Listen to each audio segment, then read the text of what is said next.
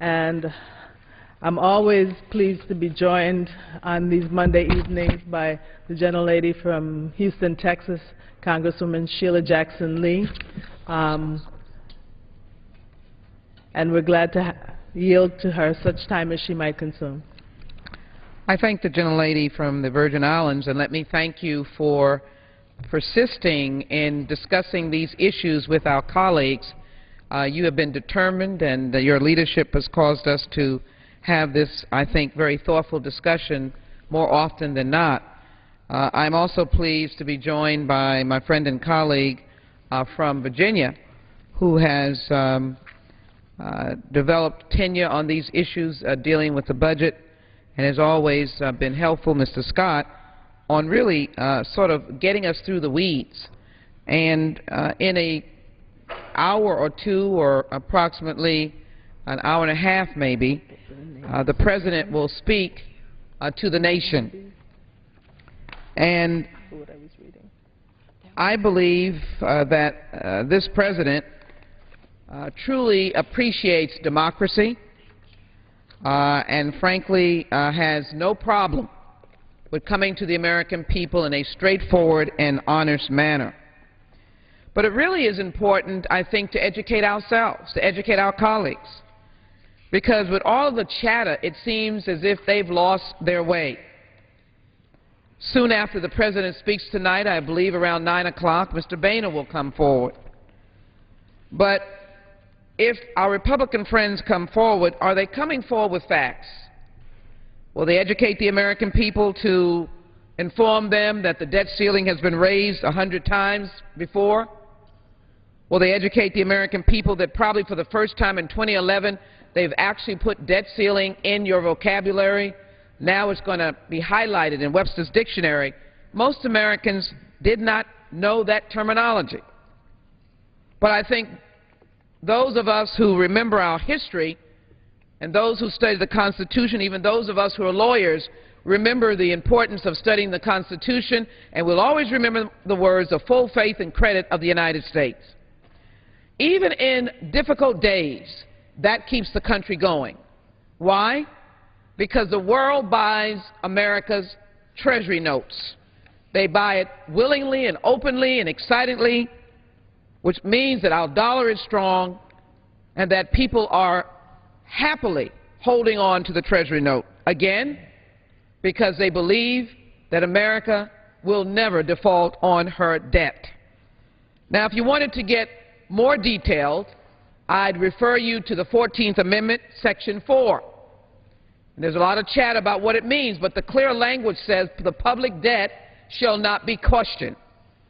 Of course, it lists wars and other issues that occurred in the historical perspective of that amendment, but scholars have not formed opposition to the thought, hardcore opposition, that it also lives today and really means that we must recognize the public debt and pay our bills. So full faith and credit and a constitutional premise for doing what we should do. So why don't we just move forward so that on August 2nd, or even before that, we will not have to face our seniors looking for their Social Security check, or maybe even visit a nursing home, as I have done over the last 2 weeks and before, and see seniors that are able to pay their way, but others who are on Medicaid. So I don't think that we should suggest that this is a drama and a dramatization to say that some seniors will be put out on the curb because they depend upon Medicaid, even those who worked, but had jobs that did not allow them to have a 401k or long-term care. They depend upon Medicaid.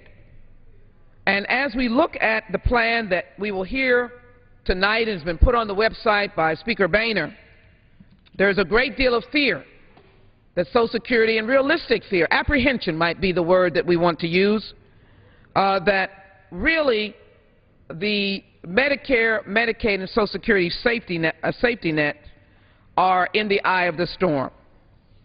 And so when you look at no tax hikes, which we have heard a number of people raise their voices on that, and I think it should be noted that the Obama administration and this Democratic leadership in the last Congress gave tax cuts over and over again, and particularly gave tax cuts to the working and middle class.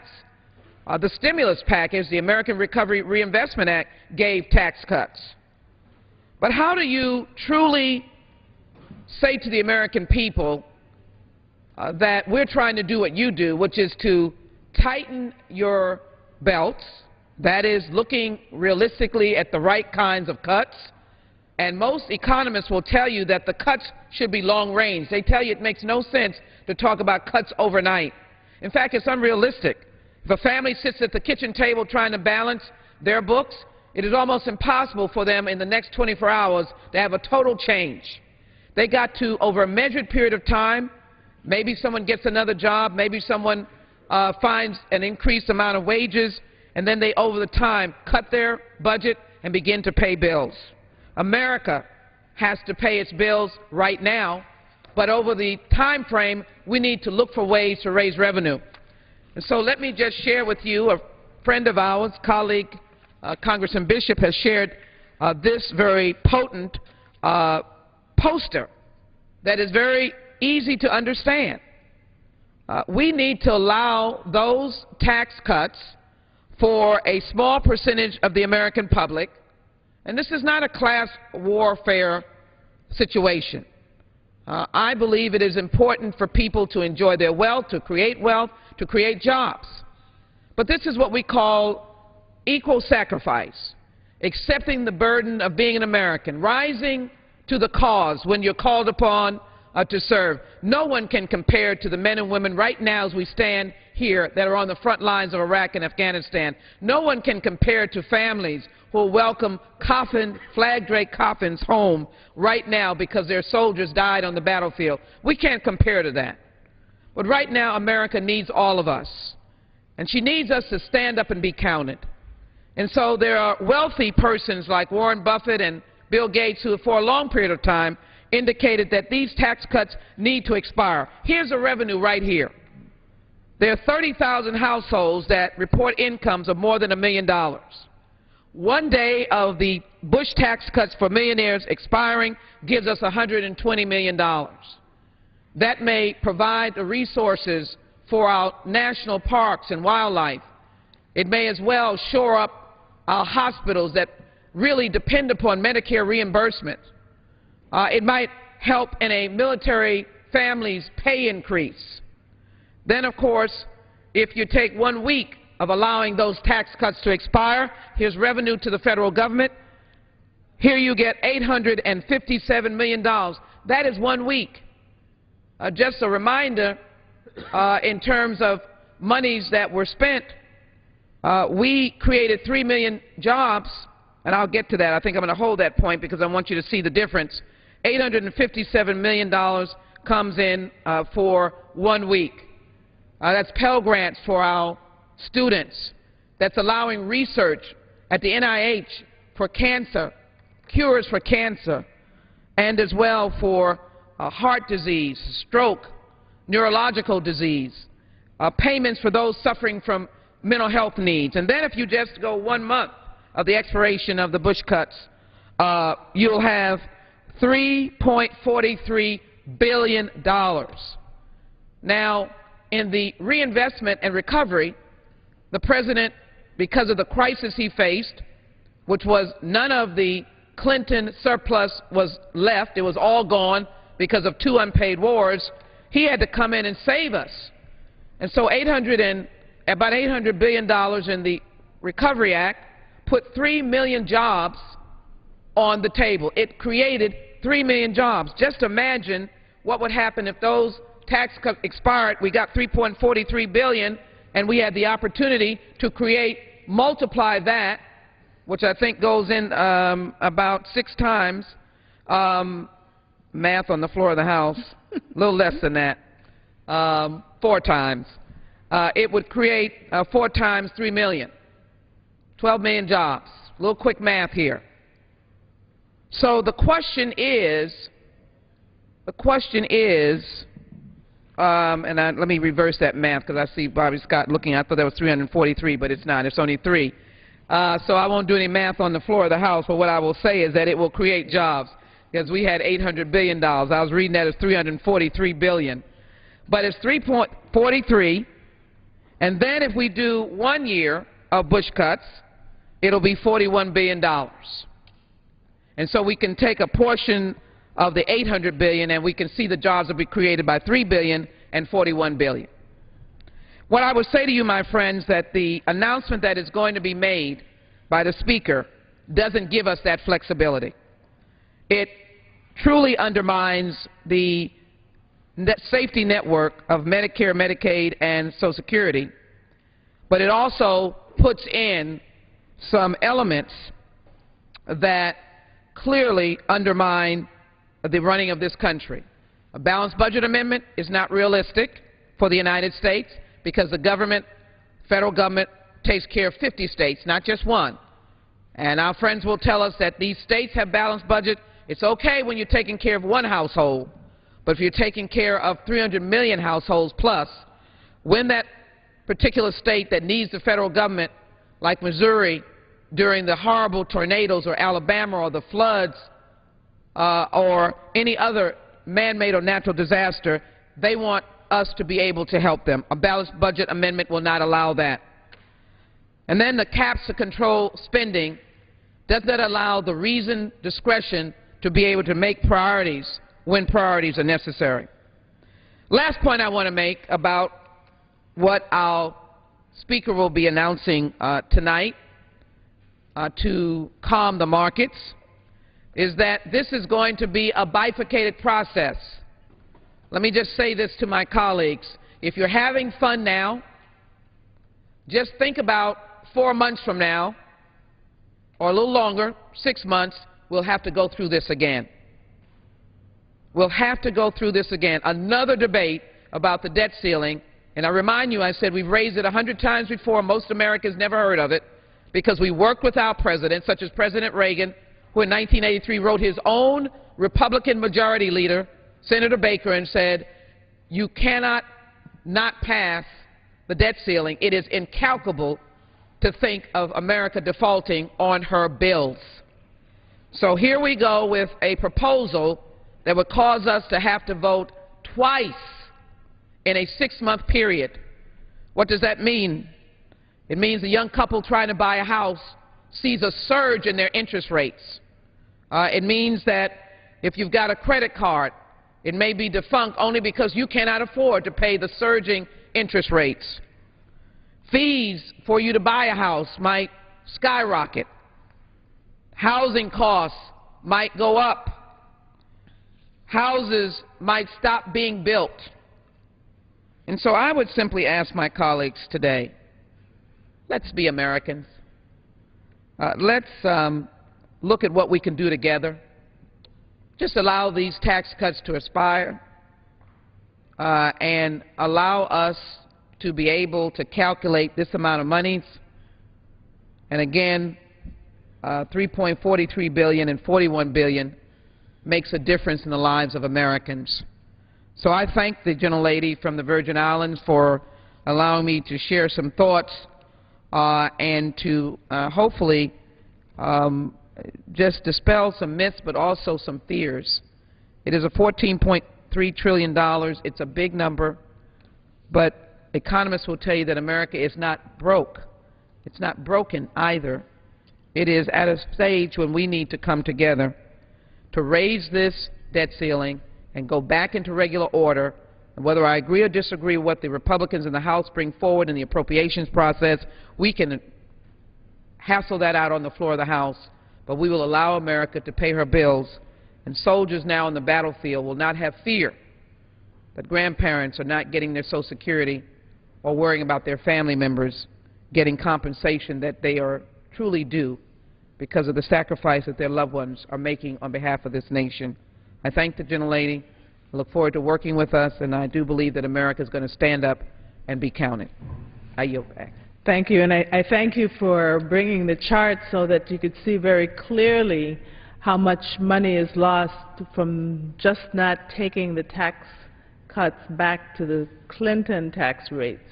And you can imagine how, I'm not doing any math on the floor either, but how much money we have lost in the time that those tax cuts have been in place and will continue to lose through next year. And in the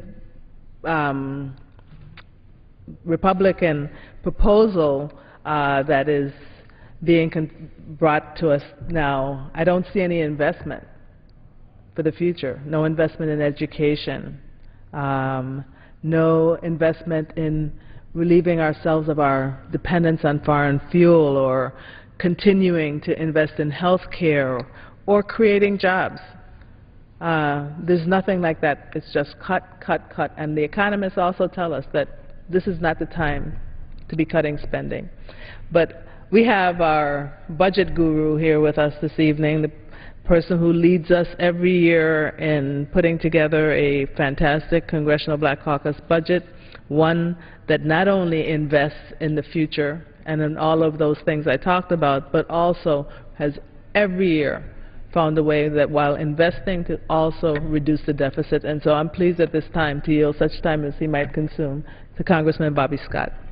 Thank you, and I thank the gentlelady for yielding, and I thank our colleague from Texas for her remarks.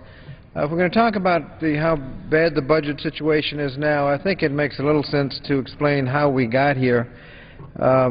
First, in the early 90s, the budget had gone totally out of whack, and the first President Bush got together with the Democratic leadership of the House and Senate. Unfortunately, he had to break his pledge on read my lips, no new taxes, but they came to an agreement and did a little bit to fix the budget.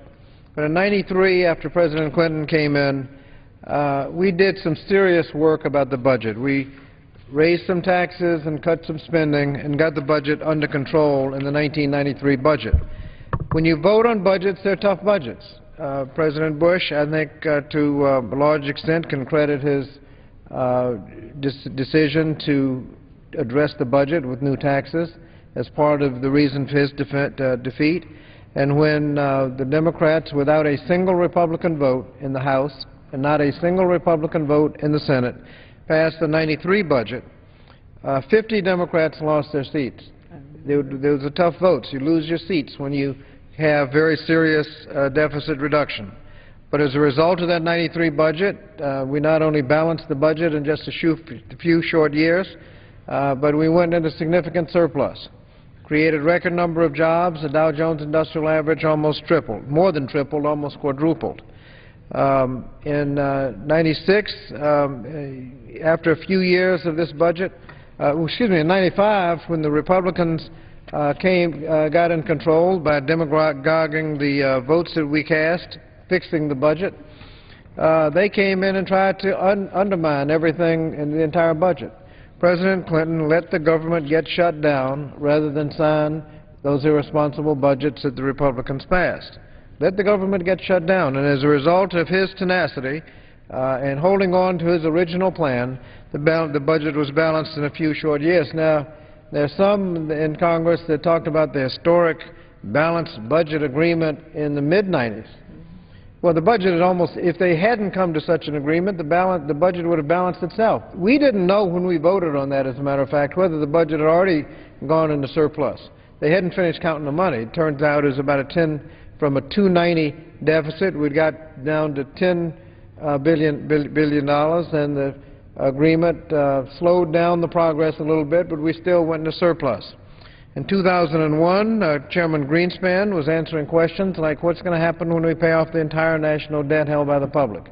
What's going to happen to interest rates? What's going to happen to the bond market when there are no government bonds? How do you calculate investment strategy when you don't have government bonds setting the no-risk limit and you have increased rate of return after that? How do you calculate investment strategies if there are no government bonds because you've paid them all off? By 2008, we'd been projected that we'd owe no money to China, Japan, Saudi Arabia. We would have paid off our entire national debt. So people think this is hard. We had done it. 2001, by August of 2001, after the first rounds of tax cuts, we had already gone broke. Instead of the huge surplus, the Social Security surplus, they're talking about the lockbox, put that away for Social Security. Medicare surplus, put that in the lockbox for Medicare. We had a surplus over that.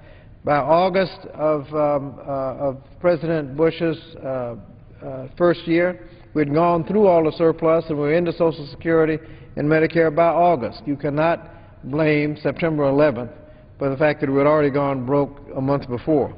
And so after 2 tax cuts not paid for, after prescriptive drug benefit not paid for, a couple of wars not paid for, we're in the ditch. Now, during the Clinton administration, we had pay-go. If you wanted to spend some more money, you had to come up with the money to pay for it. If you wanted to cut taxes, you had to cut some programs, you had to pay for it. Everything you did, you had to pay for. As soon as President Bush came in, they got away with, did away with pay-go and put us in the ditch. Now we're so far in the ditch that most experts suggest that we need about $4 trillion in deficit reduction to get back to a point where we're fiscally responsible, about $4 trillion. The Simpson-Bowles committee came up with one plan with a lot of this and a little of that, $4 trillion. But there's one interesting thing that you could do to come up with almost $4 trillion, that all the Bush tax cuts expire. Done. I mean, that's all you have to do. As a matter of fact, in the Congressional Black Caucus budget this year, we started off with that premise. Let them all expire. But we wanted to extend some, and so we paid for them. We cut the oil loopholes and extended some, and we cut some other loopholes and extended some and added this tax and cut this, and we got to the point where we could extend a lot of the tax cuts because we paid for them, but we still had the $4 trillion in deficit reduction. If you want to know what deficit reduction looks like without revenues, you can look at the continuing resolution earlier this year, where they started out $66 billion, which annualized was about $100 billion, and 10 years, that'd be about $1 trillion. And if you look at what was in that first $1 trillion that they wanted to cut, it was so bad they couldn't get it passed. They ended up having to compromise, but we had cuts in the safety net, like community health centers, cuts in energy assistance for low-income seniors, cuts in community action agencies, and we had cuts in investments in the future. Head Start, Pell Grants got cut, scientific research and NASA all got cut. And then just perfunctory parts of government. FBI agents got cut. We're sitting up in the Judiciary Committee trying to figure out how to deal with many of the problems we've got, and half of it is not, we don't need new criminal laws, we need more FBI agents to investigate the cases. Well, the FBI agents were cut, 4,000 fewer. Clean water grants, environmental protection, all cut. Air traffic controllers, there's so few, they're working so hard that they're falling asleep on the job. They were cut. And the next round of cuts would be obviously Medicare and housing and other programs were next on the chopping block. Well, we could not get that, they could not get that passed. And as a matter of fact, by the time they finished, and now they're going to a program suggesting that we need to cut not $1 trillion, but $2 or $3 trillion. If you couldn't get the first $1 trillion passed because you were so deep into the things that people believe in, things that the clean water grants, food inspectors, there were so few food inspectors in that budget that some meat packing plants would have to close because they are obligated to have a federal meat inspector on site. And if you can't be on site, you can't operate. Well, they had so few meat inspectors that they anticipated that many of the companies would have to close down or at least close temporarily because there were so few. Now they're trying to figure out how you can do $2 or $3 trillion worth of cuts. Well, they came up with this idea of the debt ceiling. Now, the debt ceiling is something that recognizes the fact that we've already spent the money. And so you raise the debt ceiling not because you're spending any money, but because you have already spent the money. It's a perfunctory kind of thing. Dozens of times, almost once a year over the last 50 years, we've had to increase the debt ceiling. Democrats and Republicans all have had to vote for the debt ceiling, and the charade about the thing is usually the majority party has to cast the tough votes and the minority party gets to talk about fiscal irresponsibility and grandstand a little bit, but it's never in the context that there's any question about whether the debt ceiling is going to be increased. Speeches are made, but it's in the context it's going to pass, and you can make a speech about it. Well, now they're saying, well, maybe we won't increase the debt ceiling. Nobody knows what would happen if the debt ceiling were not increased, if we defaulted on our bonds, if we didn't send out Social Security checks. Nobody knows what would happen. What would happen to the investments? What would happen to the interest rates? We had a temporary technical glitch a few years ago where checks were a day or two, a couple of days late going out, and they calculate that as a result of that little glitch, we paid about 0.5% higher interest rate for many years. Now, a 1% interest rate on the national debt now is about $100 billion, in the range of $100 billion. So if you're looking at what would happen if you defaulted on the debt and people charged more interest, well, that's the order of magnitude that we'd be talking about. We shouldn't have to even discuss what would happen if, because it could be anything, and who would want to find out? Or to just go ahead and increase the debt ceiling and not use it as a threat that unless you do this, we'll blow up the economy. I would hope that our leadership would not capitulate to those kinds of threats, because if you capitulate this time, in October they can shut down the government by not passing appropriations bills. Don't get my way or the highway, close down the government. In a year or so, you're going to have to do the debt ceiling again. Same thing. So if you capitulate to these kinds of childish threats, there will be no end to it, and you'll certainly invite them back. As a matter of fact, what's going on now is they're kind of slow-walking us through some cuts that never could have been made in the normal legislative process. Last year, in December, we extended the Bush tax cuts. That cost $400 billion a year. Now, we're broke, and we need to come up with about $400 billion a year, as if we had forgotten what we did last December. Now, when we extended those tax cuts, there was no mention of how it would be paid for. It would have been nice to know what the plan was, whether we're going to have to cut Social Security or Medicare in order to afford the tax cuts that were extended in December. Now they're going to try to get some cuts that they couldn't otherwise get if you're making rational choices. The legislative process is about choices. If you want a program, you ought to pay for it. If you're willing to pay the taxes, then you can have your program. Not willing to pay the taxes, can't have your program. Last year we passed health care reform. Cost $1 trillion. We raised more than $1 trillion in taxes. That's a balanced approach. If we didn't want to pay the taxes, couldn't have the program. And so that's the balanced approach that we're not making as we go along now, because the next step in this process will be not cuts, but caps. No program will be cut if any deal comes, one of these $2 or $3 trillion deals come back. Not a single program will be cut. There'll just be caps.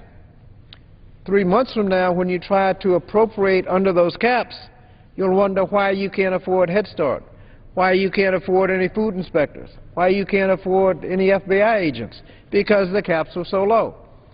And if you put them all together, if you had made your choices, if you had known that you're going to have to cut Head Start and FBI agents and clean water grants when you cut taxes, well, maybe you wouldn't have cut the taxes. You should have made the choices all at once. And I'll... well, you have a question. Sure. You said, I think you said playing politics. Is that the same as the schoolyard game of playing chicken? And in the course of what you just said, is there any light for creating jobs in this approach that is being taken where you have no revenue and you have cuts with no plan? I see no opportunity for creating jobs. Well, in terms of jobs, much has been said about the reason why you would not want to cut taxes, increase taxes in an economic downturn, because you would adversely affect the economy. That's true, but if you have spending cuts, the effect on the economy is not only larger, but more direct and more immediate. cuts and increases in taxes don't hit for until the following year. As soon as you cut spending, somebody's getting fired. Right. And jobs get lost immediately when you have spending cuts. So for the same reason that they say you can't increase taxes during an economic downturn, the stronger argument could be made that you should not have any spending cuts. The estimates on some of the Republican plans are that hundreds of thousands of jobs would be lost if those plans had been enacted. Now, one of the real tragedies about all this discussion is sometimes to talk about rhetoric and politics. Some people are talking about this so-called balanced budget amendment as a condition of moving forward. Well, one of the things about the legislation that we'll consider called the balanced budget amendment is a bill that has a misleading title. It says proposing a balanced budget amendment to the Constitution. Guess what that legislation does not require? A balanced budget. Would you yield? I'll yield. Does it require a balanced budget? It does not require a balanced budget. What it does is requires a 3/5 vote to pass a budget that is not in balance. Every budget we considered this year was not in balance the first year. So the Ryan plan that passed would have required a 3/5 vote. The Republican Study Committee plan that was not balanced the first year, that in the fullness of time would cut discretionary spending 50, 60, or 70%, was not balanced first year, would require a 3/5 vote. Now, as I said, when we cast those tough votes, President Bush, first President Bush, lost his presidency trying to balance the budget. 50 Democrats lost their seats in 1993 trying to balance the budget. I will guarantee you that there will be Republicans who will lose their seats for voting for the Ryan plan, because it included essentially a repeal of Medicare and replacing it with an inadequate voucher.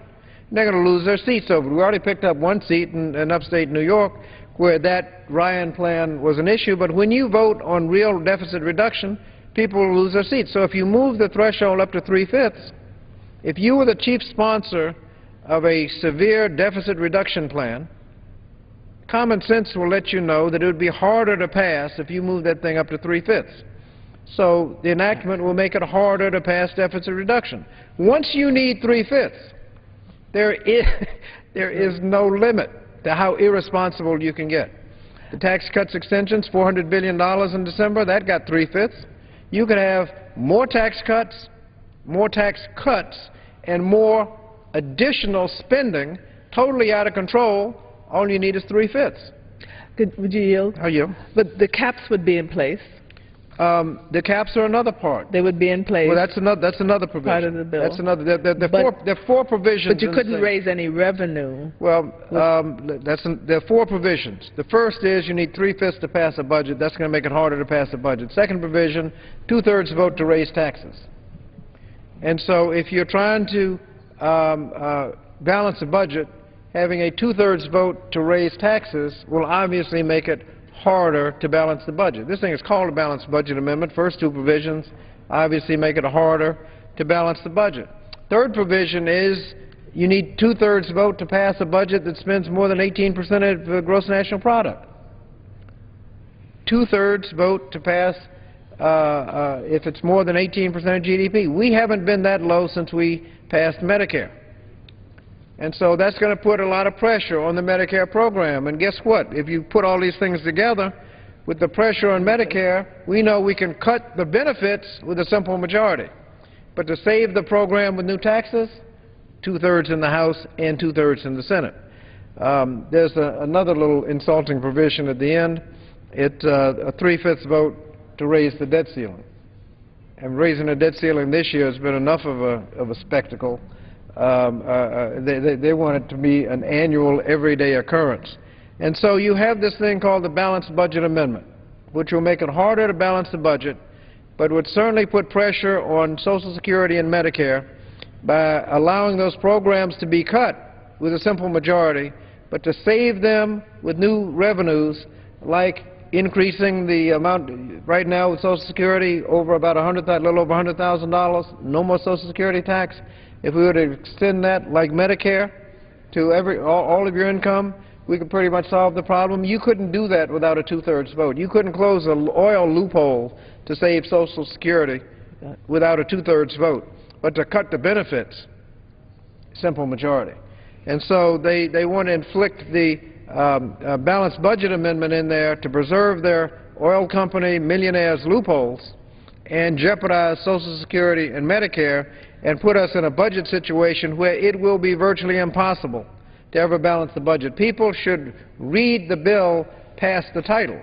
Most people, when they hear the title, they start debating whether it's a good idea or a bad idea to have a balanced budget, or whether it's a good idea or a bad idea to balance the budget every year without exception, which would not allow countercyclical spending in times of downturn. Now, interestingly enough, the gentlelady from Texas and I serve on the Judiciary Committee, and we heard one of the representatives from Arizona talk about the Arizona balanced budget amendment and how that works on the state level. And then we did a little research to find out, well, how did Arizona balance its budget? We found, first of all, they got billions of dollars of stimulus money to help them balance the budget, but that wasn't enough. You know, in the last couple of years, Arizona state government has sold their state capital and sold their Supreme Court building and leased it back, and they got hundreds of millions of dollars in the kitty that helped them balance the budget by selling the state capitol and selling the Supreme Court. That's what the balanced budget amendment does for you, I guess. But we need to make sure that we don't get lost in the rhetoric about the misleading titles of legislation and actually read past the title in the balanced budget amendment. I yield back. Thank you, and that happens so often with some of these bills, but I thank you for taking us through the history of how we got to where we are, because there's a lot of rhetoric that tries to hide how we got here. The fact that hard votes were taken in '93, that President Clinton did leave a large surplus, and that by the end of President Bush's term, we were in a deep deficit and then in a recession that was not created by this president, but inherited by this president. And when they talk about, yes, President Obama has increased the deficit, what would he do? Allow us to fall deeper into a recession and lose more? What would he do? What would the Republicans have done? What would they have supported him doing to reduce the deficit? Would they have supported increased taxes, or would they have talk about what spending are they talking about with specificity? They have never accepted increased taxes, not in any crisis. And legislation is about choices. I mean, you know, if you want a Head Start program, you gotta pay for it. If you want clean water grants, you gotta pay for it. And we need to be making these choices not in the context of threats about blowing up the economy, but make the rational choices about what kind of vision and what kind of future we think we want. Some of us think that education is important. You have to pay taxes to get a good education. Some people think that clean water grants are important. Some people think that scientific research, food inspectors, FBI agents, air traffic controllers, a lot of things that we like in government, you have to pay for them. Well, thank you again for joining us and for laying out that history, and I'm going to yield. Colleague, if you yield just one quick moment to add to what he just said. We're also in a climate of fighting against terrorism, and in order to secure the homeland, you have to make choices about how you invest. And so I have a different opinion. I think if you invest money, you get innovation, and you get jobs, and none of what has been said by Speaker Boehner does anything about innovation, jobs, and has no seemingly understanding of the importance of securing the homeland. I yield back to the thank you for adding that again. And at this time, I'd like to yield to the former chair of the Congressional Black Caucus, Congresswoman Barbara Lee from Oakland, also chair of the Out of Poverty Caucus. A lot of times, well, even up to this weekend, we've heard that nobody's talking about the poor. But I thank you for leading, for starting the Out of Poverty Caucus, for leading us through an agenda that continues even today of pathways out of poverty, and for bringing us to the floor every day for the last couple of weeks to talk about how the Republican policies, the bills that they're proposing, the way they're holding the debt ceiling hostage is hurting the poor in our country. So I'd like to yield you such time as you might consume. Thank you very much. Let me thank Congresswoman Christensen for leading this special order tonight. But also, thank you for your leadership on behalf of really my constituents and on behalf of the entire country, because it's so important that yourself, as first Vice Chair of the Congressional Black Caucus, and Chairman Cleaver, who chairs the Congressional Black Caucus, continues to be the conscience of the Congress and to speak out and sound the alarm about the consequences of possible bad political and policy decisions. So thank you very much for what you're doing. It's so important that these issues be swept from under the rug and discussed in an open forum. And the debate and the discussion with Congressman Bobby Scott and Congresswoman Sheila Jackson Lee was very important to have, because I think that the public who are listening to this discussion will understand the history and the background and the technical aspects about this budget that really, and this deficit reduction plan that the Speaker is bringing forward, which really does, once again, put the American people as pawns, I think, in a game that they were not responsible for playing. People cannot wait any longer. They're tired of having their futures threatened by Republican politicians playing games that put the entire nation and our economy at risk. And the Ryan budget and now this debt ceiling plan put forth by the Republicans, I tell you, what comes to mind is when you look at it and when you listen to what's in it, it's a you're on your own kind of plan. It's, you know, for those who are wealthy and those who are beholden to special interests and hedge fund billionaires and millionaires and all of those who have benefited from the tax cuts, they'll be fine. But for those, as you mentioned earlier, who are poor or could possibly fall from middle income into the ranks of the poor, this debt ceiling plan put forth by the Republicans is morally wrong and is fiscally unsound. And so we don't want to see the majority of American people on their own once again. And so I'm glad we're here tonight discussing this. A Republican default on our debt, this would devastate the retirement savings of millions of American seniors, just devastate. And we know that Social Security, Medicare, Medicaid, these government safety net programs have provided for millions of our seniors to live a decent life in their golden years and to not fall into the ranks of poverty. And now all of these programs are on the chopping block. It makes no sense. A Republican default on our debts, it would weaken our entire economy and weaken our national security. And we heard earlier that hundreds of thousands of jobs could be lost. Even more jobs would be lost. We should be about creating jobs, not putting forth measures that would take us further down the road into a recession and for some a depression.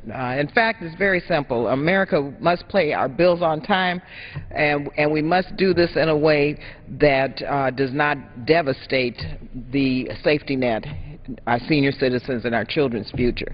Either you're on the side of the American people and want to safeguard vital human needs programs like Medicare and Medicaid, Social Security, critical food benefits for families and children, or you're on the side of the billionaires, the bankers, financial services industry, subsidies for massive oil company profits. I mean, you're on one side or the other in this debate. The Congressional Black Caucus continues to be on the side of our nation's most vulnerable populations, who in these very, very hard economic times depend on these vital safety net programs for their survival day in and day out. Meanwhile, we keep hearing claims from the other side of the aisle that only misdirect attention. America really is not broke. We're the richest and we're the strongest country in the world, and we still have the best ideas, the best workers, the best schools, and the largest economy in the world. But we won't be for long if the Republicans have their way.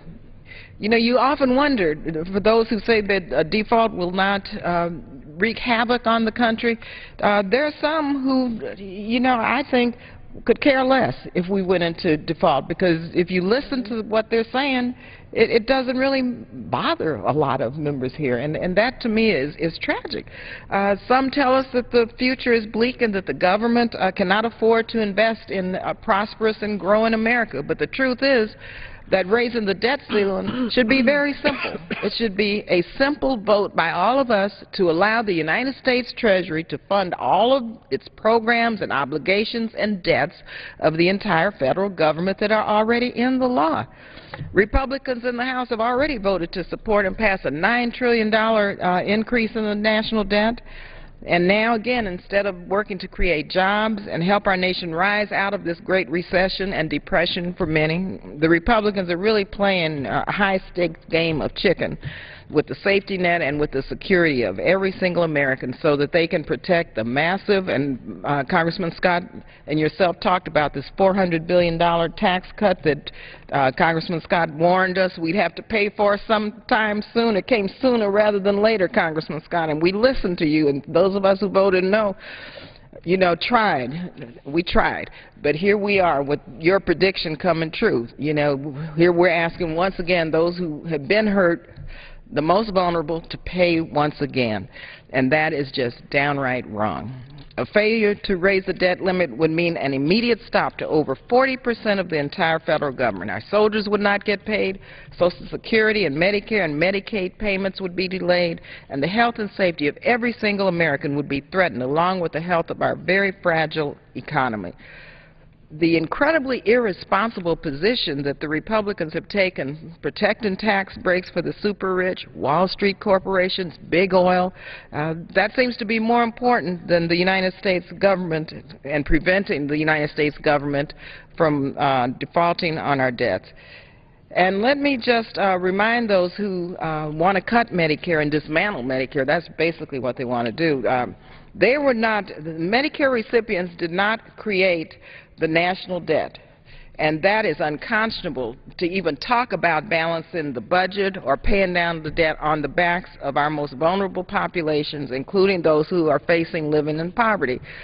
And let me remind our Republican colleagues again that the Congressional Black Caucus, under the leadership of Chairman Cleaver, Congresswoman Christensen, Congressman Bobby Scott, already offered a budget, and he mentioned it earlier, that would have saved $5.7 trillion from the deficit, protected our most vulnerable communities, and would have ensured the stability of Medicare, Medicaid, and Social Security, and our budget was balanced. So the country is not broke. We know how we got here. 2 wars, these massive tax cuts for the very wealthy, Wall Street going amok. And so, you know, it's time to be real, and it's time to be truthful, it's time to be honest, and it's time to make sure that the decisions we make here will not dig us deeper into the hole. America really doesn't have any more time for these Republican games.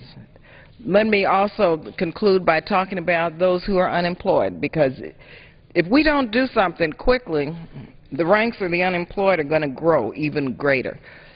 Here we have, and unemployment compensation is really survival funds, survival compensation, until we figure out how we're going to create jobs. And incidentally, the Republicans haven't put forth any job plan since they've been in power. But these long-term unemployed Americans who have run out of their unemployment compensation, known as the 99ers, they continue to face uncertainty and hardships, and the House must act now to stand with these individuals. H.R. 589, which my colleague Congressman Scott and I introduced earlier this year, Congresswoman Christensen and many members of the Congressional Black Caucus are co-sponsors. This would add 14 weeks of unemployment emergency compensation. It would make these benefits retroactively available to people who have exhausted all of their benefits and are still unemployed. Extending these benefits for long-term unemployed individuals will stimulate our economy, empower more consumers, and create more jobs. So this extension should be in any deficit reduction plan, because we know that not only is it the right thing to do, the morally correct thing to do, this is the economic economically prudent thing to do in terms of passing emergency extension. It really should be the first step in taking bold steps to create millions of jobs for Americans. And so we should be working to pass a jobs bill that would help people find this pathway out of poverty. We should help keep middle-income individuals from falling into poverty. We should be looking at a budget and a plan that, yes, will help pay down our debt. Yes, it is part of deficit reduction that incorporates deficit reduction as part of it, but no, that does not cut Medicare, Social Security, or Medicaid. And we should really be trying to figure out a way to create some jobs for people. I mean, that's bottom line. That's what we need to do. And so thank you again, Congresswoman Christensen, for calling this special order today. We should make sure that the world knows that the Congressional Black Caucus continues to call to the attention the games that Republicans are playing that will threaten our national security interests as well as our economic interests, and the fact that we're here working to try to create some jobs and to help ensure that this debt ceiling is raised. That's the bottom line. Thank you again. Thank you, Congresswoman Barbara Lee. And I just want to mention that when we had our job summit about a week and a half ago, we passed out some information to those in attendance that added up to about 30 job-creating pieces of legislation that just the CBC has introduced in this year. And I don't believe that the Republican majority has brought any job-creating bills to the floor. And in this recovery, that's what we need, jobs. And I know sometimes we're accused of class warfare, but we're not pitting the poor against the rich or the middle class against the rich. We just think that everyone needs to be on the side of our country. We are calling for shared sacrifice and for fairness. And really, this ought to be a clean debt ceiling, raising of the debt ceiling. The cuts we're talking about that are going to hurt the people of this country are too important for us to be rushing through and using to hold the debt ceiling hostage. So let's not hold such a critical thing as our ability to pay our bills, to take care of our seniors, our children, our people with disability, and preserve our credit worthiness, not only for Americans, but the whole world depends on us. And we cannot let them down. We cannot let the American public down, including my constituents. We cannot let our country down and all of the countries in the world who depend on us. And with that, I'd thank my colleagues for joining me. I want to once again thank the AARP for their petitions and for their strong advocacy on behalf of not only seniors but all Americans in our country. And I'd like to ask unanimous consent to enter a statement from Congresswoman Eddie Bernice Johnson into the special order this evening. The gentlewoman yields back the balance of her time. Under the Speaker's announced policy of January 5, 2011, the gentleman from Georgia, Mr. Gingrey, is recognized for 60 minutes as the designee of the Majority Leader. Mr. Speaker, I thank you, and I thank my leadership, the Majority Leader on the Republican side, the Speaker of the House, and our conference chairman, Representative Jeb Henseling, for giving us the opportunity, us, the House GOP Doctors Caucus, to have the special order hour this evening. It's kind of convenient, Mr. Speaker. My colleagues on the other side of the aisle, my well-respected members and friends from the Congressional Black Caucus, talking about the budget, and what we're trying to do in regard to moving forward, talking, of course, about safety net programs and entitlement programs such as Social Security and Medicare. And that's a great segue into the topic of our discussion this evening, Mr. Speaker, because it's going to be about the Medicare program. We, on our side of the aisle in the Republican-passed House budget, we take a responsible approach to solving the Medicare crisis, which the trustees have said to all members of Congress, not Republicans, not Democrats, not House members, not Senate members, but all of us, that according to the trustee report, that by the year 2024, if we don't do something about the Medicare program as it currently exists, as it's currently funded, the amount of spending that occurs year after year and will only increase as more and more of our baby boomers are reaching age 65, if we don't do something about that, then that Medicare Part A hospital trust fund that's not supported by any recipient constituent premiums, it's going to go broke.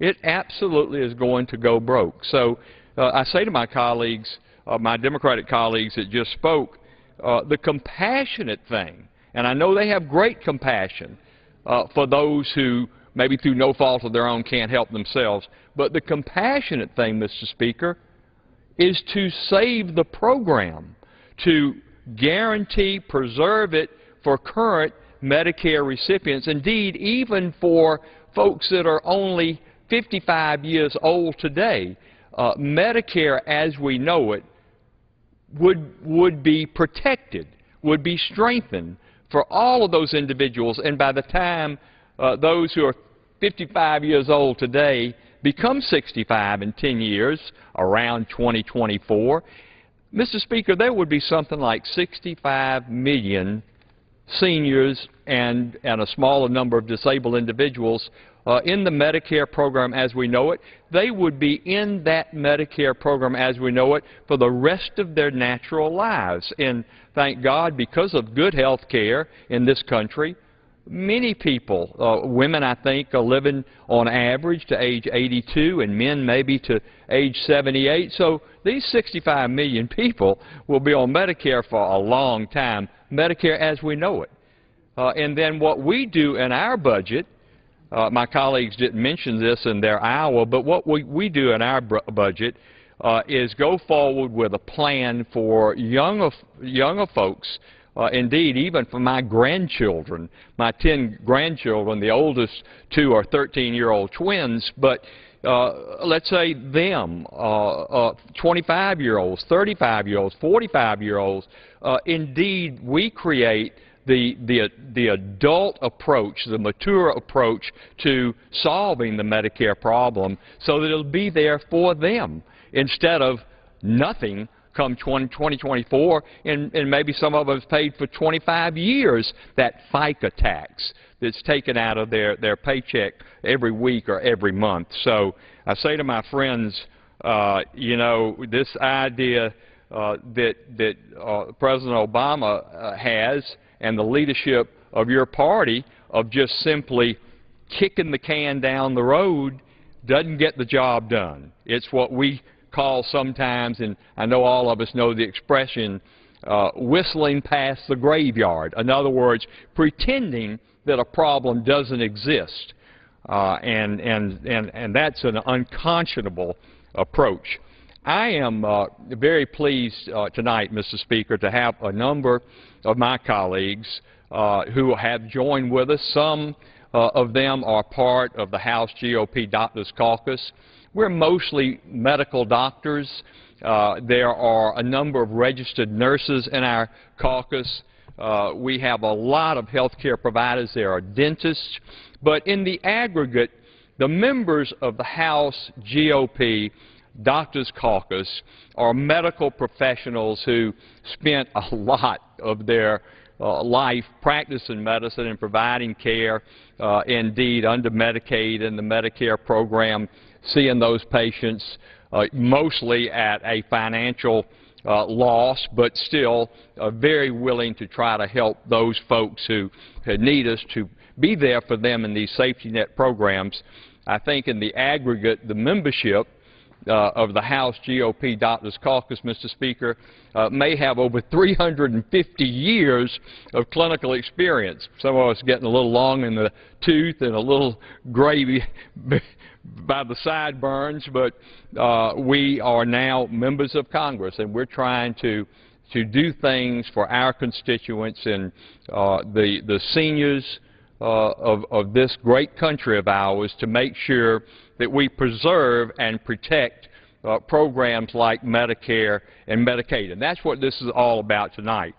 I want to first yield to my friend from Tennessee, my co-OBGYN doctor, and Dr. Phil Rowe has been a member of this body now for 4 years and has been a great asset. And I know that Dr. Rowe has a bill that he wants to address concerning some problems that were enacted under Obamacare. So I'll gladly yield to Dr. Rowe from Tennessee. I thank the gentleman for yielding, and it's a pleasure to be here tonight. Dr. Gingrey, I think, and Mr. Speaker, I go back to when Medicare first began, about in 1965. There was a problem identified in America where we had a group of our citizens, as they became 65 years of age and older, that didn't have access to quality health care. So a plan was put in place, along with Medicaid for our poor citizens at that point, to access quality care.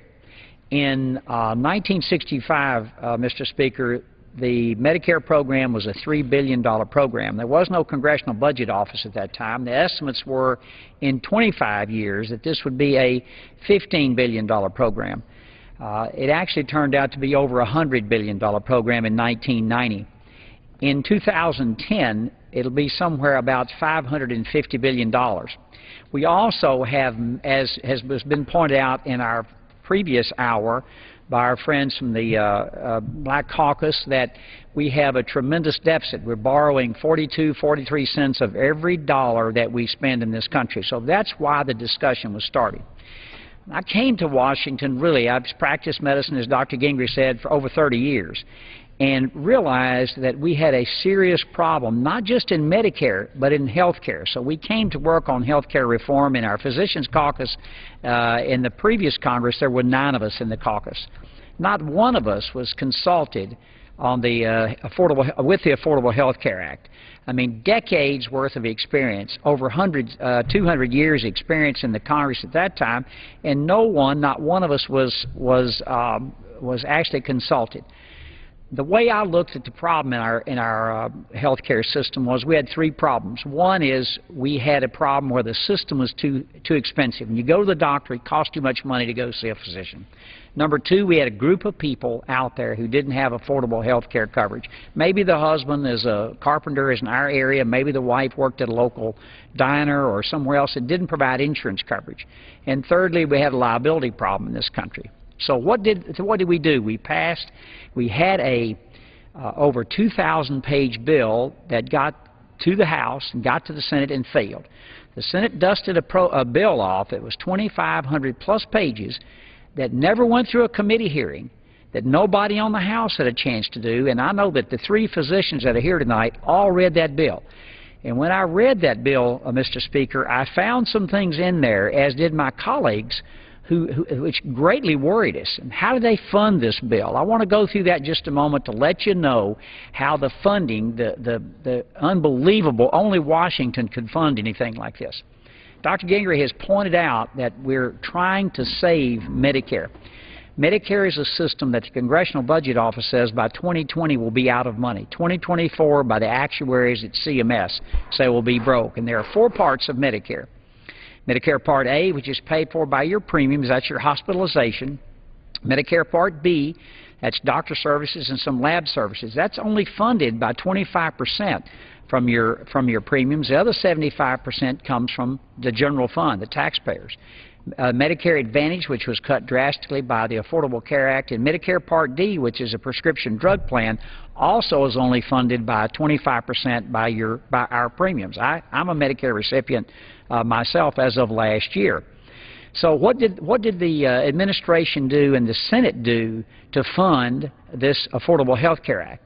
They took out of an already underfunded program, as I just pointed out, $500 billion. And Dr. Gingrey just pointed out moments ago that we're adding about 3 million baby boomers per year, so 10,000 per day or more. So we're adding millions of new recipients while pulling out of that over $500 billion, and we call this saving Medicare. Well, these are changes. We're not talking about tonight on our hour about the budget impasse. We're talking about what's already been passed. And one of the things I found in there, Mr. Speaker, was a very little-known board called the Independent Payment Advisory Board. And before, Medicare has had this board in there, which was strictly that. MedPAC, it was an advisory board to Congress to say, hey, we've got some problems here with funding. Maybe we should look over here. Congress would then have the ability to make those decisions.